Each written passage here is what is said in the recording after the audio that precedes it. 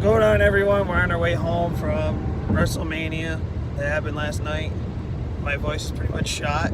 If you can't tell. Johnny Boy back there. Yeah. Caleb, our driver, is right there. And we're going over some WrestleMania stuff that we were there for last night. So, pre-show was pretty much the pre-show, you know. Started off with, I believe it was a cruiserweight match, which actually wasn't bad. Solid match. But Long Island. Yeah, Long Island native Tony Nese is the new cruiserweight champion. Defeated Buddy Murphy. So that was that. The next one was, I believe, the women's battle royal. Carmella. Yeah, Caleb here predicted the winner here. He said Carmella, who actually won the match. John said Asuka, which apparently WWE wants to bury for whatever reason. And I said Mandy Rose. Was Mandy Rose one of the finalists there? She was getting towards the end, I believe. Yeah. But she's the one with the paint. No, that was Sarah Logan. Oh, Sarah Logan. Mandy Rose has like the gold attire because she's God's given creation. Gotcha. But yeah, that was that one. That was just there, I think. Oh, what if Sarah Logan ends up winning the Money in the Bank? I feel like one of those people. I know that's not what we're talking about here, but it's that group of Riot Squad. I feel like one of the Riot Squad members is going to win Money in the Bank. Just throwing that out there. Okay, so we got a Money in the Bank prediction. Anyways, next one is the Raw Tag Team Championships, which Johnny Boy back here got right. Yes, dude. I said Zack Ryder and Kurt Hawkins. I was right. Woo, woo, woo. Woo, woo, woo. You know what, Long Island I see, baby. So yeah, Kurt Hawkins, Zack Ryder, new Raw Tag Team Champions, which ends Kurt Hawkins' 269 match losing streak. Which, you know, then the Andre the Giant Memorial Battle Royal, you had two Saturday Night Live guys, Michael Che and Colin Jost, and Braun Strowman pretty much headlining that Battle Royal.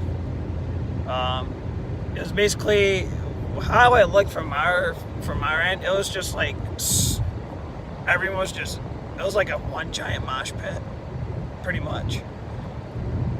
And of course, a lot of eliminations early on. And then towards the end, the Hardy Boys are actually trying to get Strowman over the top rope, and then they let the Saturday Night Live guys go from the bottom of they're hiding underneath the ring this entire match up until that point, and they were trying to help the Hardy Boys get Strowman out, but Strowman fought out of it, and they had to stand off. And so that was that. Let's see. Then we go to the main card, which started with Paul Heyman doing his wonderful promo, saying that Lesnar would rather be in Las Vegas, where he's actually appreciated by the UFC fan base. And I don't know what you guys got about for that one. No, it was time, dude. It was time for him to lose the belt. He's a part-time champion. He's never there. He shows up every 6 months. He's not. It's the same thing every time. It's boring. So, you know, he can go back to the UFC. He's a very talented guy, but it's just he's boring to watch as a champion. He's not an entertaining champion to me. The fans want a full-time champion. And Seth Rollins is talented. He's good on the mic. I like his push. And I thought it was interesting what they did, how they, you know, you're thinking that they might just say he's not eligible to wrestle, but you know, Brock Lesnar would just beat the crap out of him. But, you know, I thought it was kind of cool how they started the match, and then all of a sudden Seth Rollins just squashes him. 3 head stomps. That's it. 1, 2, 3. Yeah. So yeah, Lesnar, before the match started, Lesnar comes out for his entrance, and then Seth Rollins comes out for his entrance, and Seth Rollins pretty much got destroyed. And finally the ring bell starts the match officially when they both get into the ring. And there's a mix-up where the referee got knocked out of the ring for a little bit, and Seth Rollins low blows Lesnar, and then stomps him 3 times, and that was the match. And Rollins is the new Universal Champion. Everyone goes nuts. John almost threw me into his row. I almost dragged the boys into my row. I was going so nuts. A lot of fans wanted for so long for Brock Lesnar to lose the title, and now we finally have a full-time champion. I think Seth Rollins can hold the title for a while. I don't know what you guys think about that, but I can see him. I could see him holding the title for a little while. I'm glad there's no rematch clause, because I was worried about that, because they always find some crazy way to get Lesnar back in there, but he's not the guy. He's not the guy, and I'm glad he's gone. All right, so that was, I guess you can say, like one of the 4, I guess you can say, main event type matches or whatever. So that one definitely exceeded my expectations. I was concerned, that Lesnar might have won that match,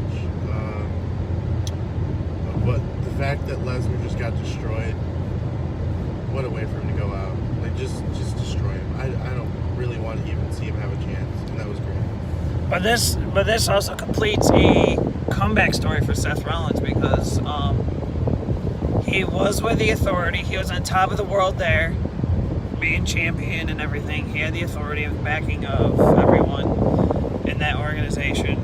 And then he got injured, had to vacate the title. Then when he came back from injury, he never got the title back and stuff like that. And he feuded with Triple H 2 years ago during WrestleMania season, and they had a match which Seth Rollins won, and actually Caleb here was live for that match for real. Which one was that?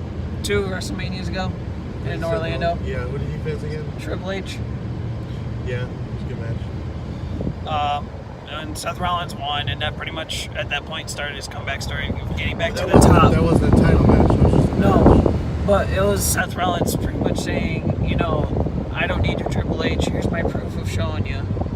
I think this is the first time, correct me if I'm wrong, in the comment section, I think it's the first time that Seth Rollins won clean. And by that I mean he didn't need, the Shield, he didn't need the Authority, he didn't need any assistance. He won that on his, any Jon Stewart, he won that on his own merits. And I'm pretty sure that at least in the main title, maybe it's one ring that that'll way.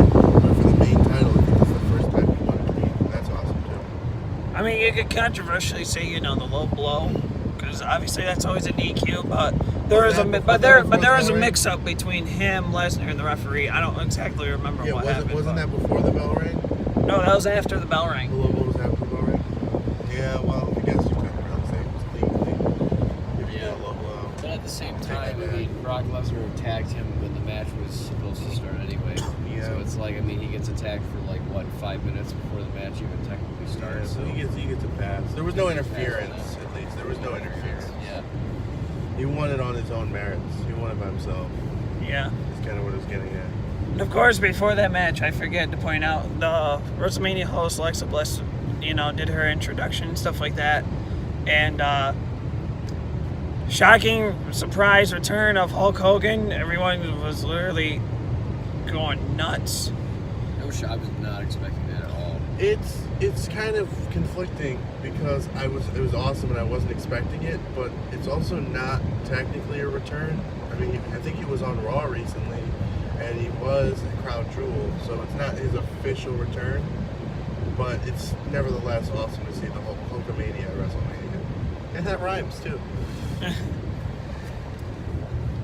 So, yep, that was the intro, and then the Universal Championship, and then, I'm trying to think, what was after the Universal Championship match? I think it was Styles against Orton, I believe. Yeah, it was Styles against Orton. That was a solid match. I'm a huge fan of AJ Styles. I think he's arguably one of the best, if not the best current wrestler in the world. Yeah, out of all promotions. Out of all, yeah. And I thought it was a solid match. I like that. I thought AJ would win. I like that AJ won. He finished it off with the what's it called? finisher off the top rope? Styles Clash. No, not Styles. No, Clash. phenomenal forearm. Phenomenal forearm. I thought it was a good ending. I liked it. And Yeah. just overall solid match. It wasn't my favorite, but I thought it was a solid match. We were also like listening to like Wall Culture about their thoughts and stuff like that post WrestleMania. Shout out to Wall Culture. Yeah, shout out. We love Wall Culture. They're awesome. Yeah, they were awesome. Which to find out, we were in section 349 and they were 304, so they were not far away from us. We just found out too. Which unfortunately we didn't get to meet them, but anyways, Bullet Club. they did mention that it didn't feel like a WrestleMania caliber type match. I mean, it was a good match in general, but it wasn't like a WrestleMania type match. I want to see AJ Styles personally get back into the title match. I'd love to because see him he's so go for talented. the Universal. Yes, Make Seth him a Raw. Rollins and AJ Styles. That would be awesome. I'd love to see that. That'd be I'd love sick. to see a rivalry between those two. So yeah, so that match happened. Styles beats Orton. Apparently, Orton AJ had would go, yeah. 4 RKOs, and then the 5th one Styles countered. But the only RKO attempts / completions I remember was the first one. The first attempt he had Styles by the neck, but Styles pushed him off. The second one I remember was when Styles went for the phenomenal forearm the first time, and Orton got ready for the RKO out of nowhere type deal, but Styles like stopped and laid Orton flat out on the mat on his own, and then he did a 450 splash right after. That was sick. And then the other RKO I remember was the actual one that Styles ended up kicking out of. But on that, I don't really remember any other RKOs. But yeah, so Styles wins that match, and then I think it was Shane versus Miz. That's next after that.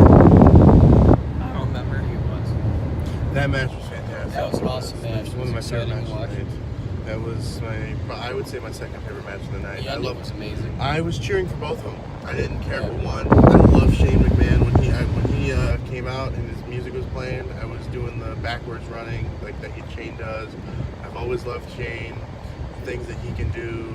I remember when he jumped off the Titantron. I think it was in Survivor Series, or when Kurt Angle threw him through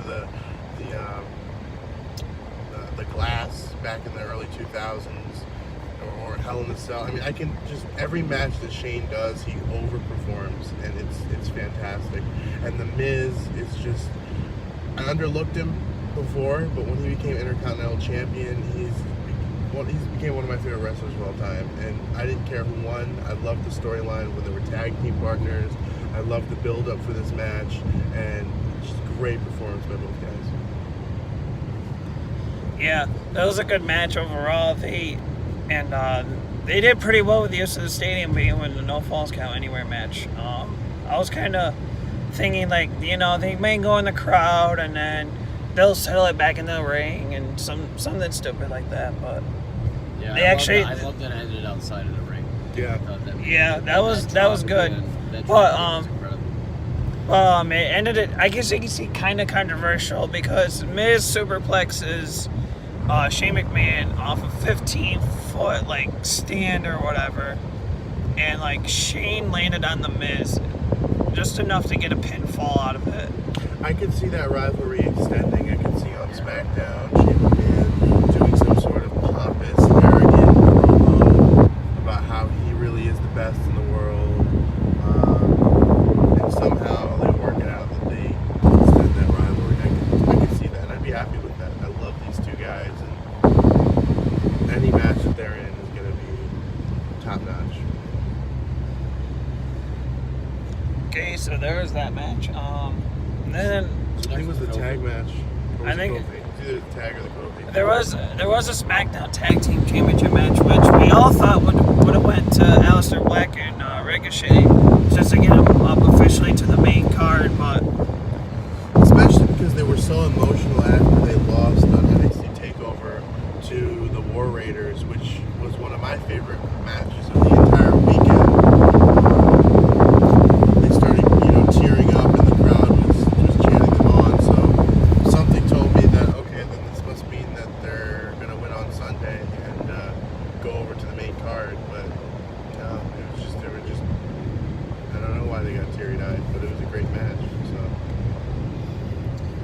So yeah, the Usos retained. There was one point in the match where Cesaro did his wonderful swing. He did it to Ricochet, and there was a kid in front of us who literally counted every single rotation, and he impressively did it 32 times. I was quite ecstatic with that. But Usos win. They pinned Sheamus. That was a match. They retained the titles. Next match we can talk about, speaking of tag teams, can be the women's tag team championships, which I was quite surprised of who won it. I think we all were. Yeah, I personally wanted to see Sasha Banks and Bayley retain the titles, but I did not expect the Iconics to win that match at all. Yeah. I thought if anyone would be Beth Phoenix and Natalya. Yeah, Caleb and I actually predicted Natalya and Nia Jax. I don't know why I tried pairing them together, but Natalya and Beth Phoenix, we wanted them to win. But I knew the Iconics were going to win those belts eventually, and I knew it was going to be soon, but I didn't think it was going to be last night. It was quite a surprise. So where did the Iconics go from here? Are they going to go against the Riot Squad? Or they could take those belts to NXT. Take them back to NXT. They could face the people. What do you think? Where do they go from here? I don't know. It's hard to tell right now. Yeah. I guess we'll find out on Tuesday. Yeah. Or even tomorrow. Or even tonight. Tonight. Yeah. Because they can go on both. They can go on both shows. They can go anywhere. Yeah. Today is Monday.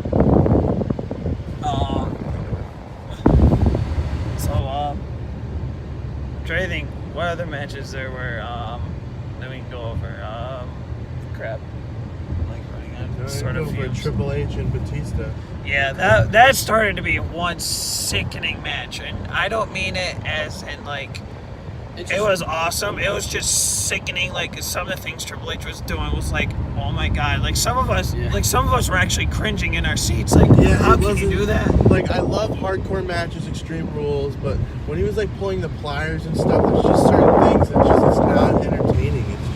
It's just like torture. It's cringy, you know. And I love those kind of matches. I love. I think it was Randy. It was either Randy Orton versus Mick Foley. I think it was the hardcore match that they had. Hell in a Cell, Mick Foley, The Undertaker, the hardcore title. I love those matches. Or let's even be even more recent. The G1 Supercard the night before, where they had that street fight and they were pulling out like what was it that they used on that night? The wood. Pallet. They used a wood pallet and trash can. Like those matches. That was a great match. But what Triple H was doing, like pulling the nose ring out, like that was just sadistic. Like, you just watch that, it's just like, ow. To me, this storyline, it was just really, it was kind of random. I didn't feel like it was necessary to even be. I didn't even feel like that match was necessary. Yeah. I feel like they had another match. There was a lot of matches on the card. And it just, it's like now this rivalry is just over. Like, it's just an abrupt stop. That's it. You're going to do that and then just end it. And it just kind of, and I could feel the crowd kind of like not being into it after a while. And it just kind of like, the match to me kind of dragged. There were some cool moments in the match. Yeah. Definitely. Like when Batista got slammed on the steel steps. That was a cool moment. But overall, the match was kind of meh. It was the first moment of the night, too, where the tables just weren't working. Like, there was a moment where someone was... The ringside announcers' desks were not, like, breaking at all. We were just like, how many times does it have to take? And finally, they did get it done, but it was like, why did it take so long? Like, what do they do to these ring announcing tables? Did they, like, embrace, like, put more braces in it so it didn't like break so easily? But like it was just weird. But Triple H wins the match with the assist from Ric Flair, which is good. Batista, there's not many more story. I mean, if his story is that he doesn't really want to be in the WWE, all these times he quit and he just wanted to retire Triple H, then even if he won, they're not going to use him for anything anymore. But Triple H, there's still stories that he could use with him being an executive now. I mean, he could be like a heel Vince McMahon character later down the road, or he could do something with NXT. There's still more stories. Nothing upcoming, nothing like in the near future, but there's more things that you can do with Triple H in the ring than you can do with Batista, and that's why I'm glad the Triple H won. There's more storytelling possibilities. Yeah, so there was that match, and then Kofi. Yeah, the Kofi Kingston against Daniel Bryan match. That was the match of the night. For not, it was a main event caliber match, type of caliber match. It wasn't the main event though, but it had that main event caliber type feeling. It felt like a main event. The energy from the crowd popped when Kofi won in Trouble in Paradise. And overall, the match was entertaining. Kofi Kingston and Daniel Bryan both performed very well. It was very back and forth. There was a couple of moments where it looked scary for Kofi, like whether or not he was going to win. You have the interferences from both sides a little bit, fighting each other. And it was just, overall, it was an awesome match. And Kofi winning was the icing on the cake. He's finally WWE champion. I thought personally he deserved a push for a while. Caleb will tell you that I always play as Kofi on Xbox, and he didn't understand it at first, but I always thought Kofi deserved a push, and I'd always play as him in championship matches on Xbox, so it was just really cool to actually see him live at WrestleMania finally win the title. And after he won the match, it was funny because John was like, time to get rid of that shitty belt and you can get a real belt. And almost immediately after he said that, they pulled in the actual WWE Championship, like the black, got rid of that piece of garbage from wood shop that Daniel Bryan had. It brought a real belt back to the WWE, which was cool. Yeah, and then I'm trying to see what else there. There's a Kurt Angle match. Yeah, there was a Kurt Angle farewell match. It was his last match ever against Baron Corbin. He did. Worst match of the weekend. It was shocking that Baron Corbin won. I wasn't expecting it. The fact that was even the retirement. But now that I think about it more and more, I really do think it kind of had to do it though that way though. No, I don't agree. Because if Corbin lost that match, I mean, what would he do? Where would he go? Exactly. I mean, with him beating Kurt Angle, it's like, it's kind of like, Lesnar beating Taker's streak. Right. It's also like, what's another good one to mention? Reigns beating the Undertaker too. That's why they should have never had that match. I would have rather had John Cena or another older superstar legend face Kurt Angle. Sting, The Undertaker, John Cena, Randy Orton, Samoa Joe, AJ Styles, all of these people, Rey Mysterio, all of these people have a history with Kurt Angle in his 20-year career, and would have been a great person to really substantiate what Kurt Angle has been and has meant to this community. And for them to just throw Baron Corbin in there, and apparently Kurt Angle didn't want it. There were people in the backstage who didn't want it. I can't tell you a single fan who wanted it. I can't believe that happened. Yeah, very, very, very bad. And I would say that match was not only the worst match at WrestleMania this year, it was the worst match of the weekend when you take into account NXT, the G1 Supercard, and WrestleMania. That was my least favorite match out of all three pay-per-views combined. But yeah, Kurt Angle, says his goodbyes. Did it for 20 years.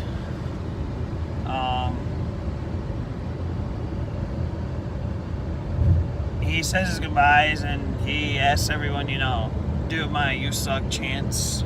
And then he pretty much leaves. But yeah, Kurt Angle did say in an interview before WrestleMania that if the timing was 100% right, he would have had John Cena to retire him. Whether Kurt Angle wouldn't be mad if he wouldn't have lost that match if it was him versus Cena. he just wanted Cena to retire because Kurt Angle started Cena's career, and he said it would feel 100% right if that happened. And speaking of starting Cena's career, And starting of Cena, he returns as Doctor of Thugonomics to interrupt Elias, and pretty much says that WWE stands for Wasted Wrestling Experience. And besides Kofi, the Kofi Kingston match, this was another highlight of the night for me. John Cena returning as a heel. This is something the fans have wanted for a very long time. He hasn't been heel in what, 16 years? Something like that. Something around there. This was amazing. The crowd popped, and when he came in, he said the Doctor of Thugonomics is back. It was just a perfect way for John Cena to And the return. oddball part of this too is that he actually says, this is my heel turn. Yeah, he said you were. And normally with heels and faces, like they don't say it. They It usually happens. they just do it. They just do Yeah. it. But Cena was just like, So you would have ring he's with like John he's like Cena, the but heck he's with the heel. fourth wall. Here's my heel turn. Yeah, that was awesome. That was absolutely awesome, and the fans loved it. And I hope that they go somewhere with this. I hope there's a storyline. I hope he sticks with that character for a while, because that would just be so much fun to see. Him Yeah. freestyle rap on like multiple superstars and getting into other matches. I mean, that would just be amazing to watch. And when I was getting into wrestling, like the first superstar I actually like heard of and knew was, besides like the older wrestlers and stuff, was John Cena. And Yep. at that time when I was getting into wrestling, he was the Doctor of Thugonomics. He was doing all these rap battles and stuff like that with like Big Show and everyone else. So it felt like home to me, because it was like, wow, this is the guy who got me into wrestling. This was the guy in that character that got me into wrestling. yeah, that's the first rivalry I can remember when I was getting into wrestling, was when John Cena was going up against JBL for his title belt, and smashing the limousine and just roasting him on the mic on SmackDown. That's the first rivalry that I can remember, and that's, I watched other videos. When I got the Best of the Undertaker series, I watched his little rivalry he had with John Cena, and that's John Cena that we know, we This were is the John introduced Cena we to. grew up with. Exactly, and that is John Cena, not this fake pretty boy face that he's been for 10 years. This is the John Cena that was hired initially to the WWE, and it's instead of any other chant, I think what it should be is a welcome back, because it's like a completely different superstar. They're not even the same person. So yeah, that happened. Lays out some insults, and then he pretty much says, "You're not gonna get an AA. You're gonna get an FU instead." Oh, that was awesome.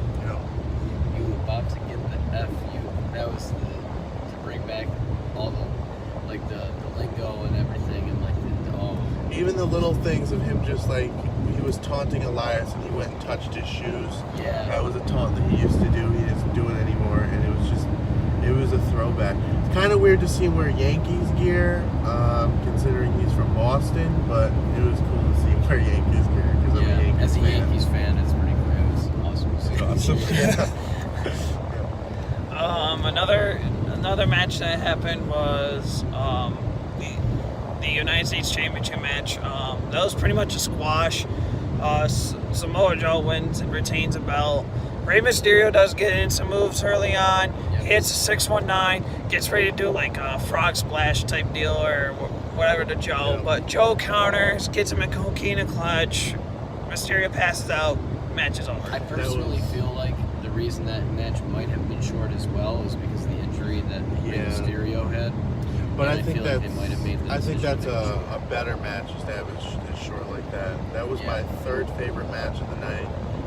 The second being the Shane McMahon Miz one, and the first one being Kofi. Those are my top three of WrestleMania this year, because I've seen the potential in Joe. I remember him in TNA. He had great matches against AJ Styles, Sting, Kurt Angle. He's an animal. He's not only large, but he's really fast, and you don't see a lot of people who are both big and charismatic. And he's one of them. And the whole time that he's been left from NXT to the WWE, I'm like, man, they're really not using him. Like, I thought he was going to win Elimination Chamber. There are all these different situations, and now I'm starting to see them use him the way that he should be used properly. He should have squashed Rey Mysterio, in my opinion, because he's an animal. He's a monster. He's a stone cold killer, and that was the best way to really convey it, and he was fantastic. My third favorite match of the night. Yeah.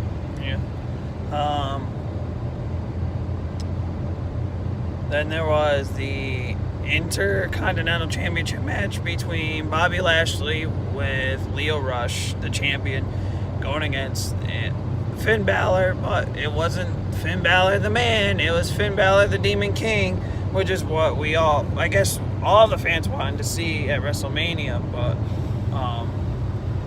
I mean, I know I wanted it, but I didn't know when the timing was, and then the episode the Monday Night Raw before WrestleMania, which was actually a week ago as of today,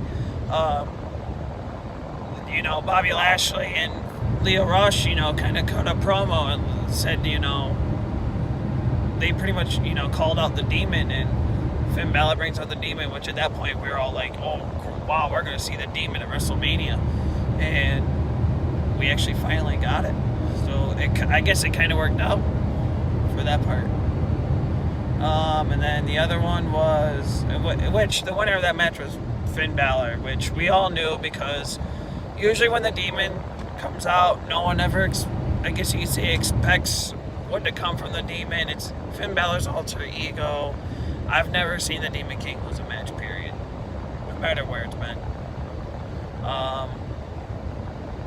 And then I think we hit all the matches pretty much. Main event. The triple threat for the winner take all triple threat match. Just before that, they announced the record, the MetLife Stadium attendance record ever, which we were part of, which was 82,200 some people, and that was quite amazing. And then it was amazing until you leave the venue and you realize how many people there are, so you can't get an Uber or Lyft out of there. Yeah, that sucks. We had a big problem last night. We were outside for almost 3 hours. That was interesting. Everybody was trying to get Ubers and Lyfts, and it was just chaotic. We actually got wrong directions from like 3 different people that were supposed to be giving. Yeah, if we got the right directions, we could have just got out of there. We ended up just knocking on doors, and we found a Uber driver that we offered $50 for him to take us quick 1.5 miles to the hotel, and it was you had to go through a highway, so you couldn't walk. So lesson, always have a really, really good exit strategy when you're going to an event like that, because everybody's trying to get out of there. Most of the people aren't from the area at all, so they don't know. Like, they're just going to do what people tell them to do. So know how to get home and make sure that I guess we could have did more work before the end of the night to talk to the staff and to really make sure we knew where we needed to be. We shouldn't have had to. I mean, they should have made it clearer signs. They should have made it easier. But I mean, that's really the 2 cents for me going forward, is really know where you're going, how you're getting there, when you're getting there, so you don't get stuck in that situation. Because we were out at 2, and there was thousands of people easily still there. I mean, there's probably people there who were there till 5, 6 o'clock in the morning, and that sucks. Also, unless you just bring it with you, definitely, people were last night trying to get blankets and jackets, and they ran out pretty quickly. But definitely, if you're going to get any kind of merch from the store, and you feel like you're questioning whether or not if you have enough to be comfortable, if you're in an outside stadium and it's kind of springtime, so it might still be kind of chilly, especially in the Northeast, and with possible rain coming within hours. Yeah, and you might get stuck after the show like we did. Get a blanket, get a jacket, get a sweatshirt, get a winter hat if they're selling them. Get something to keep you warm, because there's always that risk that you might fall into a situation like we did last night where you just get stuck outside for 3 hours. It's going to be pouring the rain, it's going to be cold, there's going to be people trying to get out, it's going to be crazy, so you want to come prepared. Yeah. Alright, then the main event, which we got so much hype from. I was we were all hyped. So much hype. I'm so hyped. And unfortunately, and I hate saying this, and it feels sick to my stomach too, it did not live up to the hype. It was a good match until the ending. Yes. It was a good match until the ending. The ending we all think it was botched. Something happened. Yeah, let me just say too. All three of these women, and I think everybody in the division, but all three of these women in this main event are extremely talented. Becky Lynch, Ronda Rousey, and Charlotte Flair. They all have swagger. I love their characters. They are extremely talented on the mic and the ring.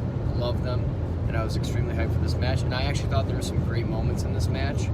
I know that the table that we talked about was botched. I think Charlotte Flair was supposed to go through that table. The bottom part of it did crack, but I think the ending to me seemed botched. It was out of nowhere. The fans were not expecting it. It just was not a part of the match where you thought it would end, and it just wasn't a satisfying ending. Becky Lynch winning is something all three of us wanted to see, and I think a lot of fans wanted to see. But the way that it went down with the Piper's Dream, what was it called? Piper's Pit. Piper's Pit. And she hits that, and Becky Lynch sort of reverses it, and then 1, 2, 3. It just wasn't, and it felt like it was building up to where there'd be a lot of moments where there'd be close to fall countouts, but it just wasn't enough. And for it being a main event, that ending did not feel like a main event ending at WrestleMania to me. No, there's no way that was supposed to be the end there, because while one thing you don't see as a TV viewer, but you get to see when you're there in attendance, is you get to see what the stage crew is doing. You get to see things that they don't want you to see on camera. So when the dance party was going on between R-Truth and Carmella, while that was going on, there was crew putting stuff under the ring. We could see them put the table under there. I thought I saw a kendo stick. I know I saw them put a ladder. So if they're putting it down there, it's to be used, because there's no other match. It's the main event, so it's got. Why else would they put it down there? That's just more work when you have to tear down at the end of the next morning or the end of the night, depending on what their tear down schedule is. So for them not to have used those things, that tells me that the match was supposed to go longer. Now, it could have been a botch in the ring. It could have been maybe at the last second, Vince or someone else was like, we've already run it kind of late. You're going to have to cut this match time in half. And so they had to just improv that. Could have been any number of things. We might never know. Maybe we will know.Maybe it'll get leaked. But at this moment, we don't know. But I do know that match it just felt like it wasn't supposed to end that way. There's no way. With you mentioning the ladder, it plays a very important role, because back in the last pay-per-view of 2018 at TLC, when it was a triple threat match for the SmackDown Women's Championship between Asuka, Charlotte, and Becky. Charlotte and Becky were on top of a ladder, while Asuka was just pretty much out of it. Ronda comes out and knocks the both of them off the ladder. So the ladder plays a significant role in these three because of that. So I was quite surprised that we did not see a ladder get used. And that would have been awesome. I mean, to see them. I mean, if someone jumped off the ladder and put somebody through a table, or they're all fighting on the ladder, someone tips it over. I mean, if they used more of the ladder and the tables and stuff like that, and that would have been awesome to see. And I think it would have been a more enjoyable main event, and I think we would have had a more satisfying ending. And the thing is, I can tell that the WWE did put out all the stops to make this an amazing WrestleMania, and overall we got pretty much everything that we wanted. So I'm not mad about the finish, because I really don't think it was intentional. There were some things that went on. I'm just disappointed. So I would say how they can make up for it is if we got some sort of a round 2 or a part 2, whether it's they rematch the triple threat at another pay-per-view, or it's just a one-on-one between Ronda and Becky Lynch, because we have never seen a one-on-one between Ronda and Becky Lynch. We've seen a one-on-one between Becky Lynch and Charlotte Flair, and that was my favorite match last year. And a one-on-one with Charlotte and Ronda. And we've seen a one-on-one with Charlotte and Ronda. We've never seen a one-on-one between Becky and Ronda. So if they do that, if they end up booking that in the coming weeks or the coming months, and they kill it, then I think that makes up for it last night. What they did in the results is, it tells me, that they're listening, and I'm glad that Becky won. So I'm not angry about the finish, but I'm looking at it, I'm like, oh God. But I do think the decision was right. Becky gets the fall on Ronda. Ronda Yeah. was supposed to be in the decision, and Becky wins it. Yeah. But I really, like we said, the ending was just controversial. Like, we don't know exactly what happened. We don't know if anything will get leaked as to, like, if that was supposed to happen or if there was a mistake somewhere. We don't know. It just didn't feel natural. I mean, with the WWE in particular, maybe not so much in Ring of Honor, or you see it a lot in Impact. But a lot of the times you can tell. I mean, there's false finishes like we saw in the Kofi match, but a lot of times you can tell when a match is about to end, or you can tell when they're building up. There's just a specific flow that once you're in it, you can tell where it's going to be, and that just didn't. It didn't feel like it was going to end. It just felt like it was just another, just that's a 1-2. Like, they were still building. They were still building in that storytelling they were doing in that match. And for a match to be this hyped up, I mean, it's the main event of the 35th WrestleMania. This match was so hyped up, and to have that kind of ending just felt like bitter. Right, and I don't think it had anything to do with the show length. I mean, I know I mentioned that a minute ago, but this isn't on television where you have a certain amount of time booked. This isn't, where they said, okay, it's going to go from this time to this time. They had an unlimited amount of time to work with. It's their pay-per-view on their network. There's nothing out. There's nothing happening at MetLife Stadium at 1 o'clock in the morning. Exactly. They had as much time as they needed. Except getting stuck there. Except getting stuck. There was nothing going on. So I don't think that the time of how long the pay-per-view was going on had anything to do with the finish. I don't think that was a factor. So overall, if you had to grade WrestleMania between 1 through 10, 10 being the greatest, 1 being the worst, what would you give it? I'd give it an 8. I agree with Caleb. I would give it an 8, or if we were doing like the letters rating, I'd give it a B. I would say probably 8.5. Yeah, like a B or the biggest fall was the main event, and then the other half point was the Kurt Angle, Baron Corbin type deal. I mean, like I said before, now that I think about it and let it sit a little bit, I think it kind of makes sense, but it kind of also leaves, can Kurt Angle ever beat Baron Corbin one-on-one? Because every time Corbin and Angle face off, Corbin always wins. Well, Angle has beaten people that Corbin has lost to. So, if Angle can beat people that Corbin has lost to, then it would stand to reason that Angle can beat Corbin. All right, so that's our WrestleMania review, guys. I'll be posting vlogs of this weekend, so you'll be seeing more of these two later on as we tour around New York City and everything else.